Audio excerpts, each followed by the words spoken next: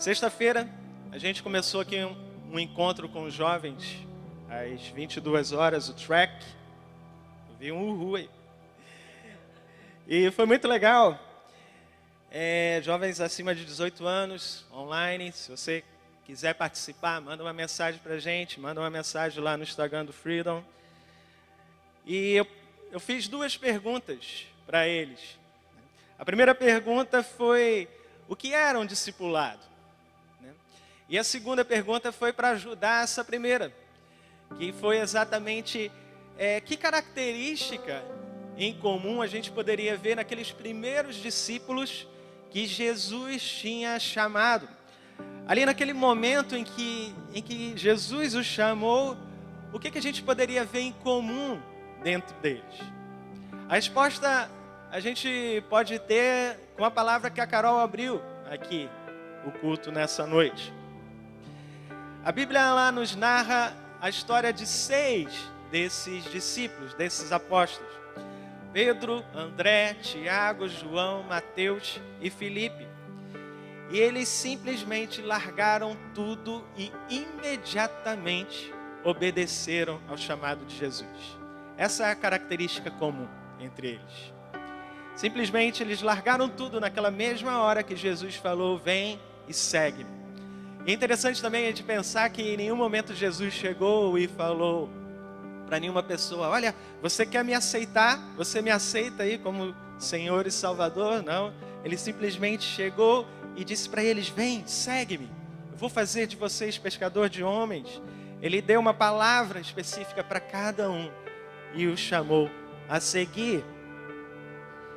Houve uma obediência imediata, como a Carol falou aqui no início do culto, com os discípulos. A gente pode ver isso também na vida de Paulo, naquele momento que ele estava no caminho de Damasco, e quando Jesus apareceu ali para ele, naquele mesmo instante, aquele Paulo que perseguia a igreja, ele deixou de perseguir para seguir a Jesus. E na verdade, quando a gente olha para esses homens, é muito claro que eles viram alguma coisa em Jesus. É muito claro que naquele momento eles simplesmente enxergaram algo que fez com que eles mudassem a vida deles naquele momento, que fez com que eles largassem tudo. Eles viram em Jesus algo que eles estavam esperando, ansiando. Eles simplesmente estavam aguardando pela revelação do Messias, aquele que iria restaurar a justiça, restaurar a paz, restaurar a nação de Israel, dar liberdade ali para eles.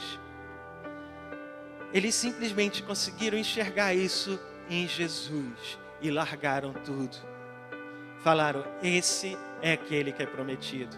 Esse é aquele pelo qual as Escrituras disseram que iria vir. Eles reconheceram que estavam ali de frente da promessa de Deus para a liberdade, para a justiça. Mas o que Jesus esperava deles naquele momento? Se a gente lê aqui em Mateus 5, 6, Jesus fala: bem-aventurados aqueles que têm fome e sede de justiça, porque eles serão fartos, eles serão saciados, em outra versão. Aqueles 6 homens, eles tinham em comum algo que a gente pode ver nesse texto que Jesus vai pregar mais para frente, logo depois, quando ele chama os seus discípulos. Eles tinham fome e sede de justiça. Eles tinham fome e sede pela manifestação daquele que viria, daquele que iria vir e resgatá-los e salvá-los como nação de Israel. Eles tinham sede e tinham fome. E quando a gente pensa em fome e sede, o significado dessas palavras, além do significado fisiológico de ter sede e fome, é algo muito mais profundo, que fala de um forte e intenso desejo, um desejo urgente que precisa ser satisfeito, uma necessidade urgente que eu e você temos, que aqueles 6 homens tinham, que Paulo tinha e que todos os homens e mulheres na Bíblia que tiveram um encontro real com Deus também tiveram. E eu queria falar um pouquinho de um desses homens com você, E pedir que você abra sua Bíblia lá em Gênesis 22.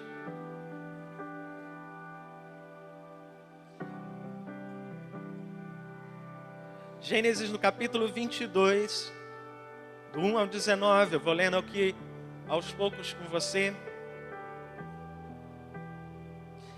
A partir do verso 1 fala assim: depois dessas coisas, Deus pôs Abraão à prova e lhe disse: Abraão. Esse lhe respondeu: eis-me aqui. Deus continuou: pega o seu filho, o seu único filho, Isaque, a quem você ama, e vá à terra de Moriá.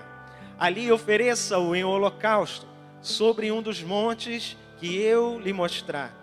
Na manhã seguinte, Abraão levantou-se de madrugada e, tendo preparado o seu jumento, levou consigo 2 dos seus servos e Isaque, seu filho. Rachou lenha para o holocausto e foi para o lugar que Deus lhe havia indicado. No terceiro dia, Abraão ergueu os olhos e viu o lugar de longe. Então disse aos servos: esperem aqui com o jumento. Eu e o rapaz iremos até lá e depois de termos adorado, voltaremos para junto de vocês. Abraão pegou a lenha do holocausto, a colocou sobre Isaque, seu filho. Ele, por sua vez, levava nas mãos o fogo e a faca. Assim os dois caminhavam juntos. Isaque rompeu o silêncio e disse a Abraão, seu pai: meu pai. Abraão respondeu: eis-me aqui, meu filho. Isaque perguntou: eis aqui o fogo e a lenha, mas onde está o cordeiro para o holocausto? Abraão respondeu: Deus proverá para si o cordeiro para o holocausto, meu filho. E os dois seguiram juntos. Até aí, depois eu continuo. Deixa sua Bíblia aberta, a gente vai estar pensando um pouquinho nesse texto agora. Eu queria pensar em 3 pontos que a gente pode ver aqui nesse texto sobre a realidade dessa história. O primeiro é que Deus deixa claro e ressalta aquilo que Ele está pedindo. Olha, Deus ele não estava pedindo qualquer coisa para Abraão. Deus simplesmente estava pedindo tudo que Abraão tinha, aquilo que era mais precioso para ele, aquilo pelo qual ele mais amava. E se a gente for olhar a história de Abraão, do capítulo 12 de Gênesis até aqui o capítulo 21, você vai ver que Deus ele prometeu para Abraão um filho. Então Isaque, que nasce, a história do nascimento de Isaque está aqui no capítulo 21. Se você olhar um capítulo antes desse que a gente está refletindo agora, você vai ver, Deus cumpre a promessa que fez para Abraão alguns anos antes. E é interessante você entender que Deus ele não estava simplesmente ali pedindo para que Abraão sacrificasse seu filho, o que já era algo muito tremendo, mas pensar no que Isaque representava.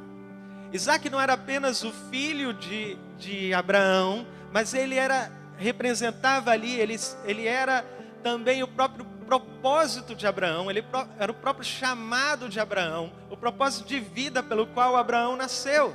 Se você lembra, Deus prometeu a Abraão que ele seria pai de uma grande nação. Deus não prometeu apenas um filho a ele, mas ele prometeu que ele seria o pai de uma grande nação, que a descendência dele seria maior do que os grãos de areia no mar, seria maior do que as estrelas no céu. Se você ler lá no capítulo 15, é fantástico quando Deus chama Abraão para fora da tenda e fala: Abraão, olha para o céu, você é capaz de contar as estrelas? Eu amo esse texto, porque ali mostra o quanto que Abraão não podia contar, era impossível. E daí, logo no verso seguinte fala que Abraão creu em Deus, e isso lhe foi imputado como justiça. E foi ali, naquele momento, que Abraão se tornou pai não só da nação de Israel, mas como Paulo fala, de todos nós que cremos em Jesus. Porque Abraão foi o primeiro que creu, é o pai da fé. Não foi por sangue que nós herdamos a descendência, mas foi pela fé. E nós somos os filhos de Abraão. Paulo deixa isso muito claro. Então Deus ele pede o seu único filho aquele que Abraão amava. Ele deixa muito claro isso aqui no verso 2. Pega o seu filho, o seu único filho, Isaque, aquele que você ama. Deus não estava pedindo qualquer coisa, simplesmente por um motivo. Por algo que Deus fez com todo ser humano a partir da criação. Tem uma característica muito forte de todo ser humano, é que todo ser humano nasceu para amar e para adorar. Então, eu e você que está aí em casa, você pode se perguntar, talvez eu nunca pensei nisso, se eu amo alguém ou se eu adoro alguém. Até mesmo aqueles que se dizem ateus, todos nós nascemos para adorar. Então a pergunta não é se você adora alguém, mas é o que você adora, o que você tem adorado, o que você tem amado, o que tem sido a primazia no seu coração, o que tem sido a coisa mais importante, ou a pessoa, ou alguém mais importante da sua vida. O que você tem adorado, ou a quem você tem adorado. Deus, ele simplesmente criou todos nós movidos e voltados para Ele. A palavra de Deus diz que Jesus, ele é o princípio de todas as coisas, que todas as coisas foram feitas por Ele, através dEle e para Ele. E isso inclui nós, inclui a mim e você. Lá em Efésios 2:10 fala que nós fomos feitos, Deus pensou em nós e fomos criados em Deus antes da fundação do mundo para vivermos as boas obras das quais Ele preparou antes. Ou seja, antes do pecado, antes da queda, Deus já pensou em mim, Deus já pensou em você que está aqui, você que está acompanhando aí de casa. Você não é um erro, você faz parte de um projeto único pelo qual Deus pensou há muito tempo. E Deus, ele criou eu e você simplesmente para adorarmos a Ele. Então, se nós não estamos adorando a Ele, nós estamos adorando a qualquer outra coisa. E quando Deus pede Isaque, Ele está remetendo a essa realidade. Me dá aquilo que você ama, aquilo que é mais importante para a sua vida. E quando nós não estamos colocando Deus no lugar dele, nós estamos preenchendo esse espaço que foi criado somente para Ele ocupar. E talvez você esteja colocando algo no lugar de Deus, adorando algo, amando algo acima dele. E talvez algo até consiga entrar nesse espaço, mas ele nunca vai preencher esse espaço. Porque o espaço que eu e você temos só é preenchido no formato exato de Jesus.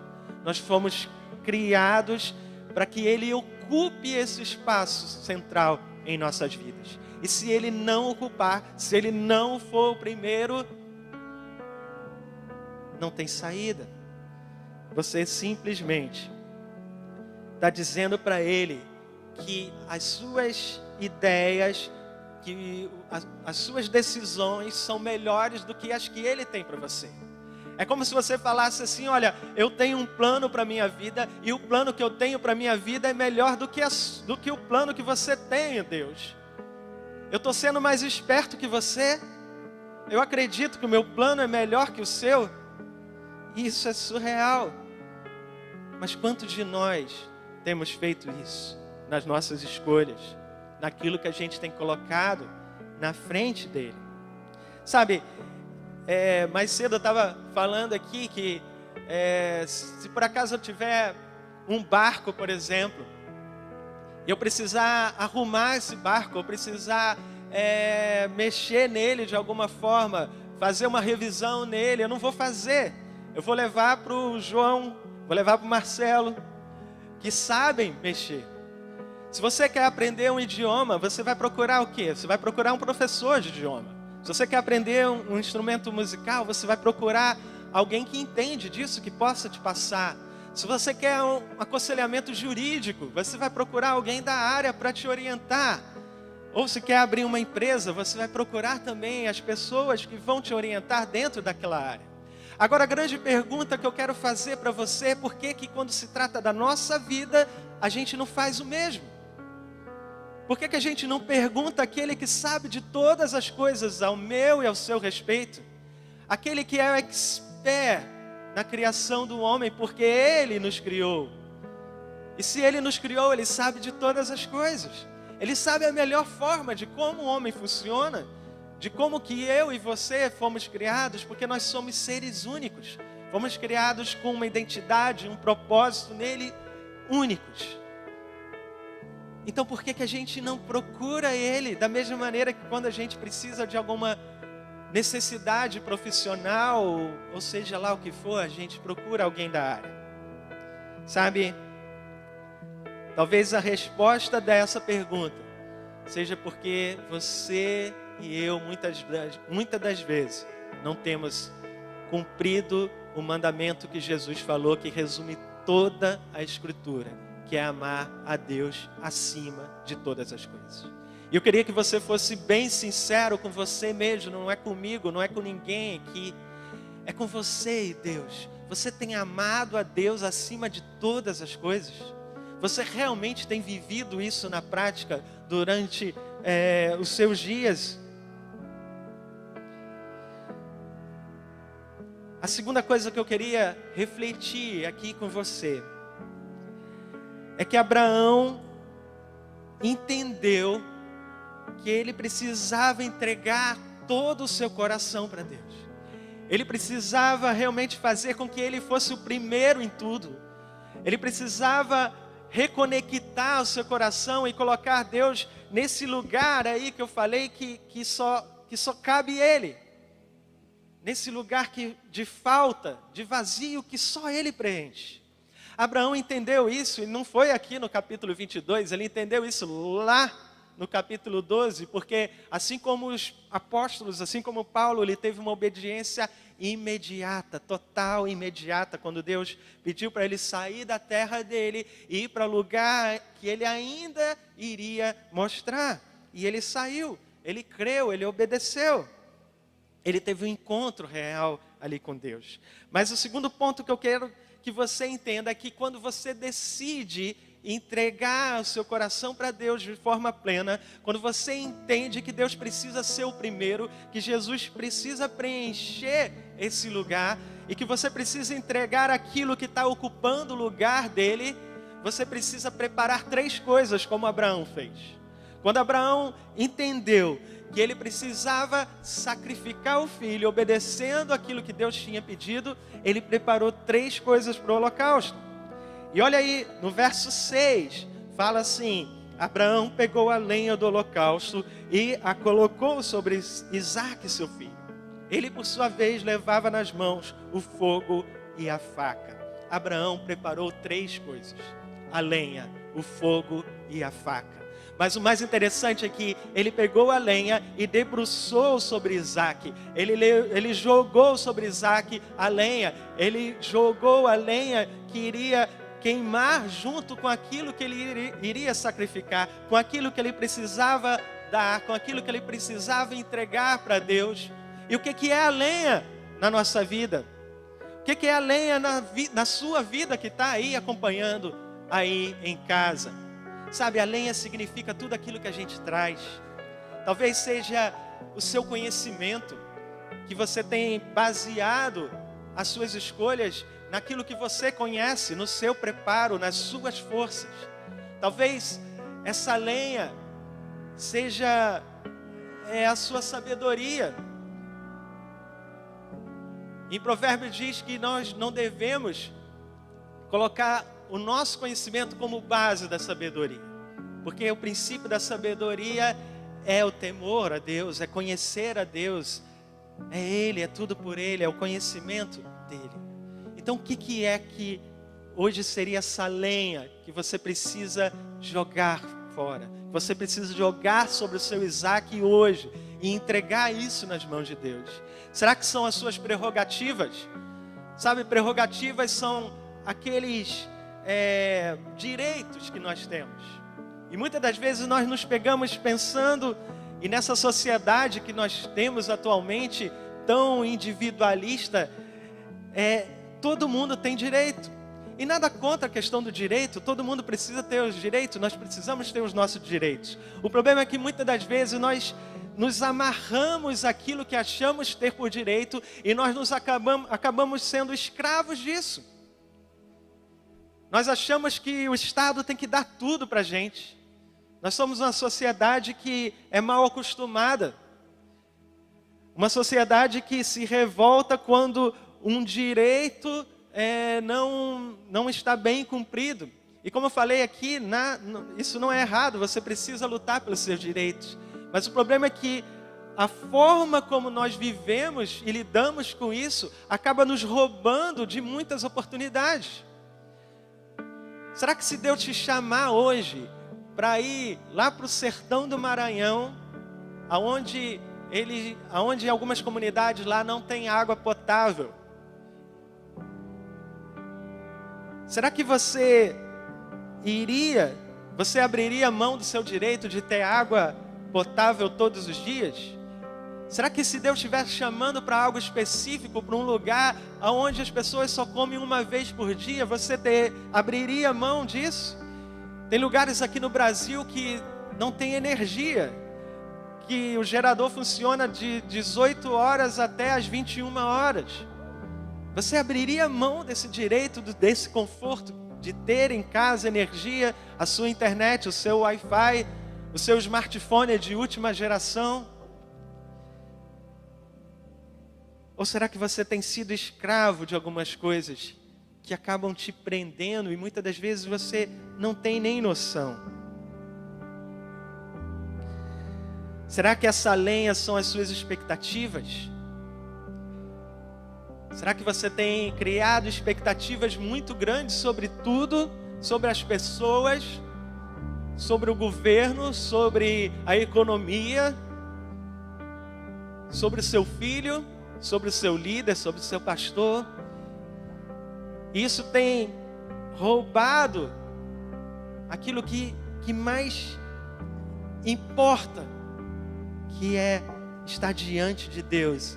Como a gente cantou aqui, estar diante daquele que é o Rei do Universo, no qual nós nos prostramos todo dia e cantamos Santo, Santo, Santo, conhecendo a Ele.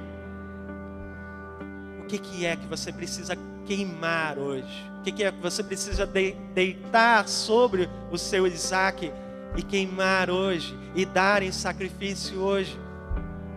O que essa lenha significa?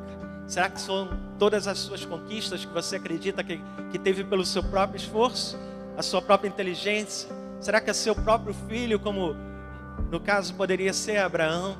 Será que seu esposo, sua esposa, seu pai, sua mãe, seu emprego, aquilo que você mais ama? Olha, Abraão jogou sobre Isaac a lenha, mas sabe o que é mais legal? Ele ficou com duas coisas que ele entendeu que não era para jogar sobre Isaac: o fogo e a faca. E sabe, Abraão, ele conhecia Deus, ele caminhava com Deus, ele entendia que Deus supria ele em todas as coisas. Deus já tinha se revelado a ele como o Deus que supre, o Deus que dá direção, o Deus que completa, que realiza tudo na vida. Ele compreendia isso porque ele caminhava com Deus, ele tinha vida com Deus. Então ele podia permanecer com a faca e com o fogo. E o que a faca e o fogo significa? O fogo é o Espírito, é a presença do Espírito Santo na sua vida. E a faca é a palavra. Então não se aparte do fogo e da faca. Não se aparte do Espírito Santo e da palavra de Deus. Porque é com eles que você vai conseguir deixar as coisas que precisa deixar. Talvez você esteja lutando com algo, com algum pecado, com alguma situação que tem te dominado, com alguma coisa que tem te amarrado, você às vezes se sente preso ou pelas suas próprias forças, você não tem conseguido se libertar. Olha, eu quero te dar uma boa notícia, não é pelas suas próprias forças, mas Deus diz nesse momento que é possível se libertar, porque Ele veio para te libertar. E Ele veio e Ele quer usar exatamente o fogo e a faca, porque era justamente com a faca que Abraão ia matar, ia fazer o sacrifício. É com a faca que que a pessoa que oferece o sacrifício imola o cordeiro.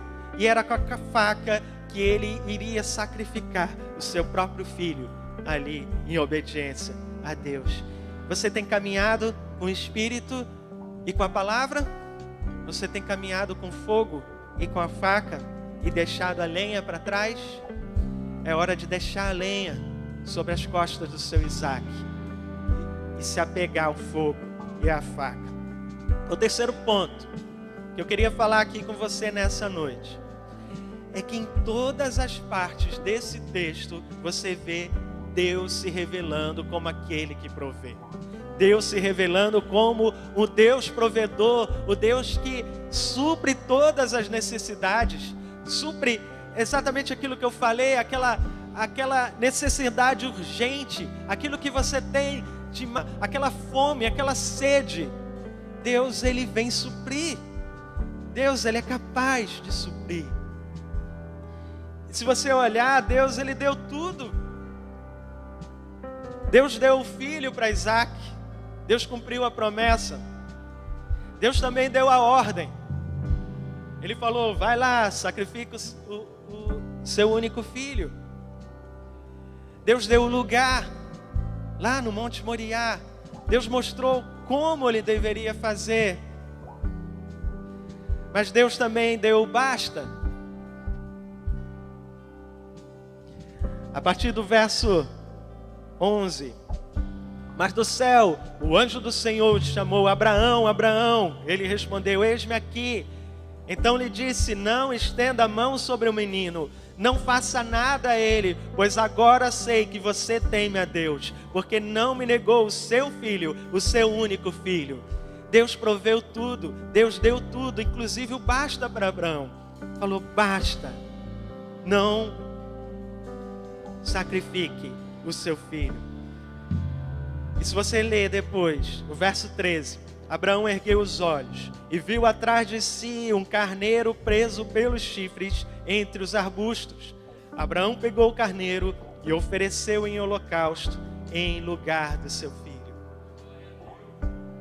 Deus supriu todas as coisas, inclusive o cordeiro para a oferta. E não foi nesse momento que Abraão creu. Se você ler lá no verso 8, quando Isaac perguntou, pai, tem o fogo, tem a lenha, cadê o cordeiro para o holocausto? E Abraão respondeu, Deus proverá o cordeiro para si. Deus tem provido o cordeiro. E Deus proveu o cordeiro quando Ele enviou Jesus para morrer por mim e por você. Sabe, eu espero que nesse tempo de pandemia, nesses últimos meses, você tenha aprendido algumas coisas. E o que eu mais espero é que você tenha descoberto que não há nada nesse mundo que possa te satisfazer. Olha, se você é jovem, se você é adolescente, eu quero dizer para você, não há nada nesse mundo para você. Você não vai ter nada nesse mundo que consiga satisfazer aquilo que está em seu coração. Mas o Salmo 37:4 diz, agrada-te do Senhor, faça dele a sua alegria, faça dele a sua maior felicidade, e ele satisfará os desejos do seu coração. É isso que Deus estava fazendo aqui com Abraão, é isso que Deus está fazendo hoje conosco. Ele quer satisfazer aquilo pelo qual Ele nos criou para fazer, nos criou para ser. Porque no fundo o único desejo que todo ser humano tem é ter algo para adorar, algo para amar, é algo para suprir essa carência, algo para suprir essa necessidade, esse buraco que, como eu falei no início, só tem um tamanho, o tamanho que preenche é de Jesus.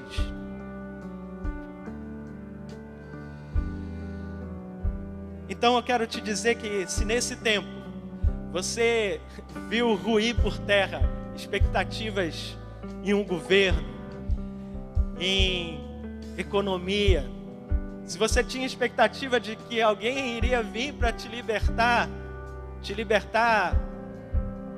da, sei lá, da roubalheira que existe no mundo político, ou te libertar de ter um poderio econômico melhor, olha, eu quero te dizer que nada, ninguém vai te satisfazer, a não ser Jesus.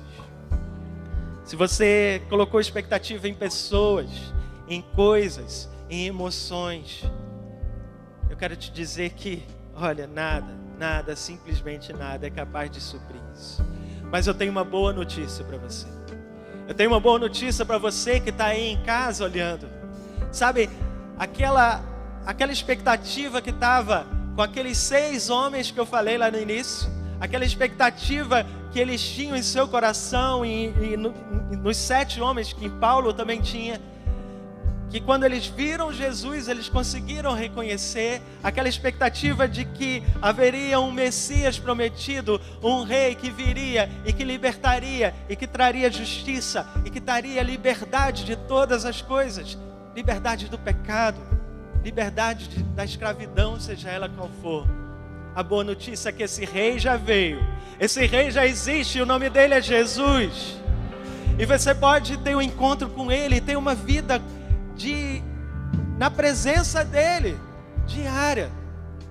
Sabe, há um termo que veio lá da Idade Média, e que os reformadores da igreja usavam muito, que é corandeu, que é viver na presença de Deus.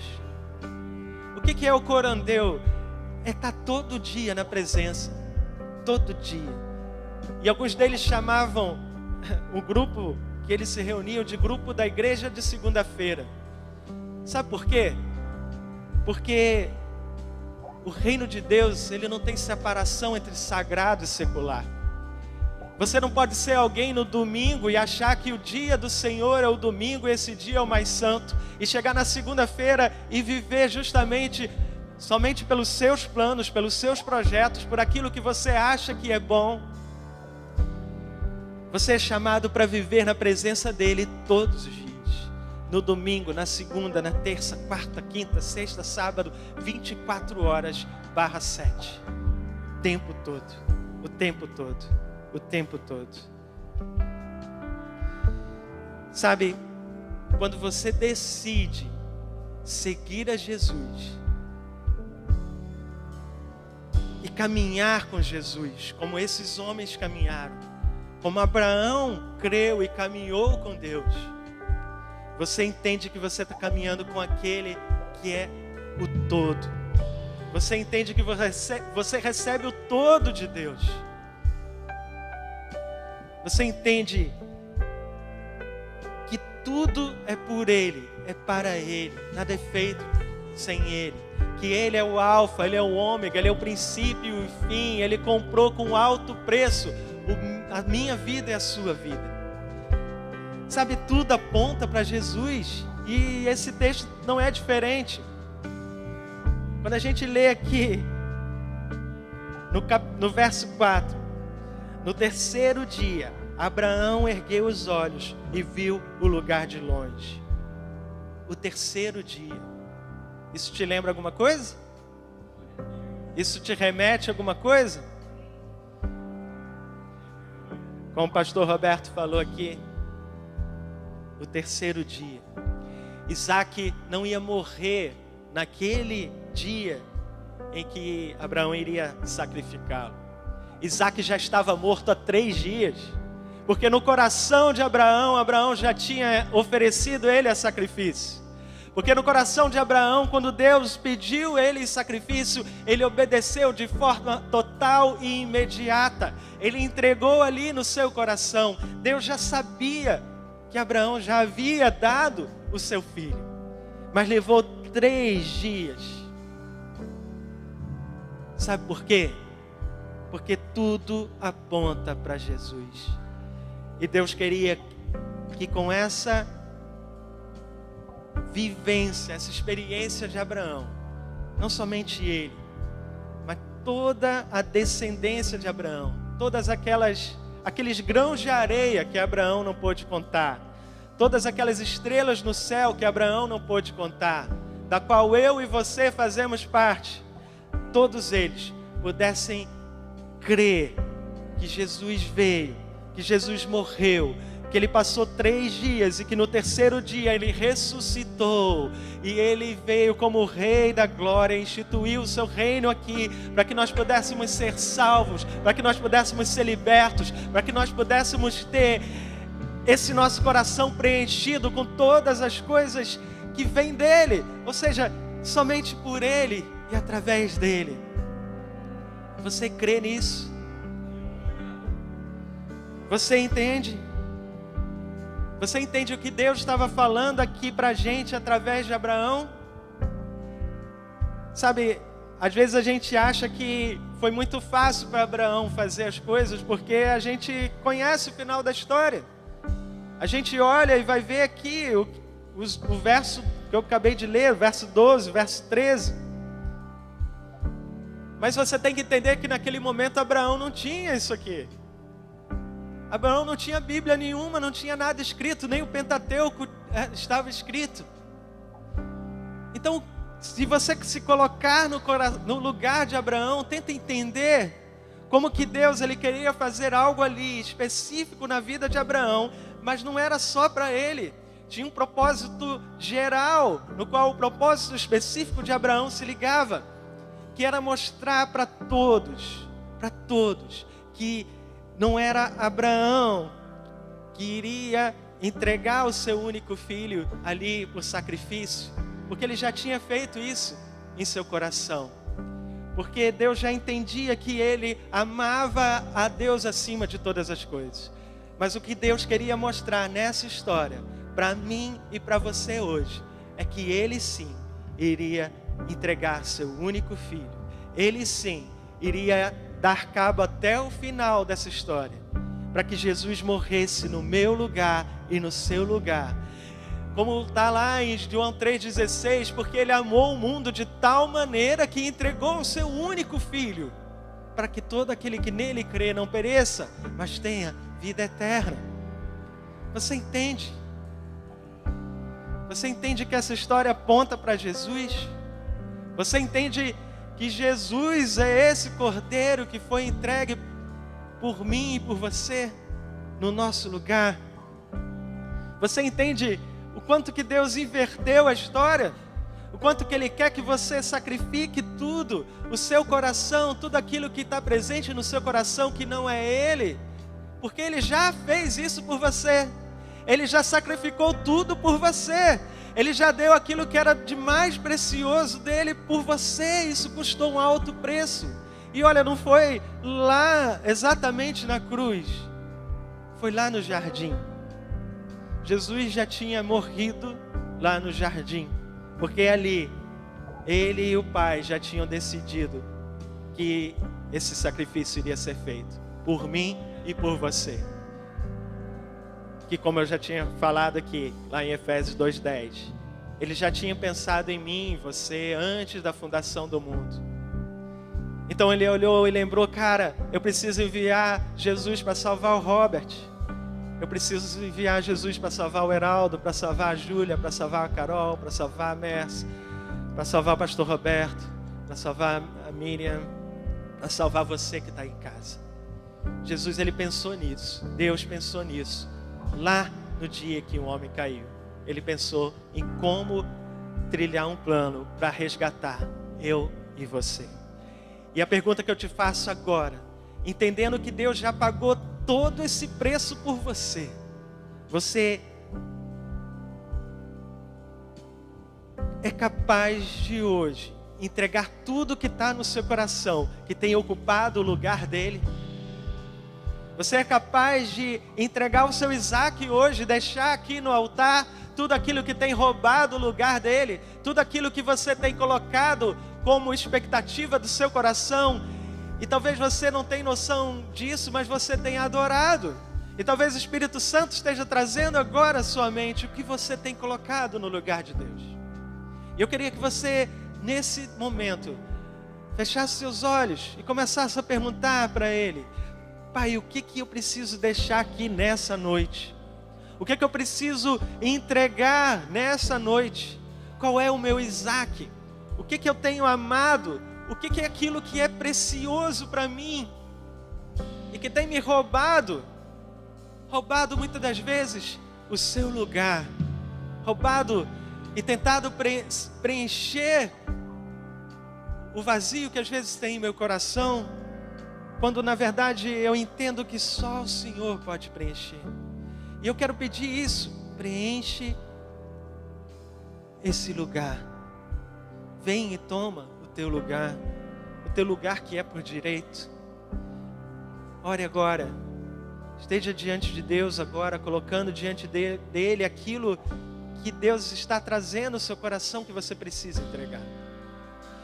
Agora, se você nunca fez uma oração de entrega total para Jesus, de entregar o seu coração para Ele de forma completa, integral, eu quero te convidar a fazer isso comigo agora.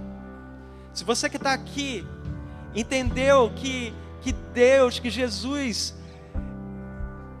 vai preencher, é o único capaz de preencher esse local, porque Deus fez você justamente com esse tamanho que só Ele pode preencher. Se você entendeu isso aqui hoje, faz essa oração de entrega comigo. Se você que está aí em casa também nunca fez essa oração, eu te convido a fazer. Depois coloca aqui no chat, mande uma mensagem para a gente e ora assim para Ele: Senhor Jesus, eu reconheço nesse momento que eu tenho buscado em muitas coisas, em pessoas, em lugares, em sentimentos, em prazeres, uma satisfação que só o Senhor é capaz de fazer. Por isso eu quero abrir o meu coração nesse momento e entregar meu coração por inteiro a Ti. Eu quero Te dar legalidade para que o Senhor mexa e faça as coisas do seu jeito. Eu confio agora em Ti. Eu confio o meu coração, a minha vida por completo. Eu reconheço que o Senhor morreu naquela cruz, no meu lugar.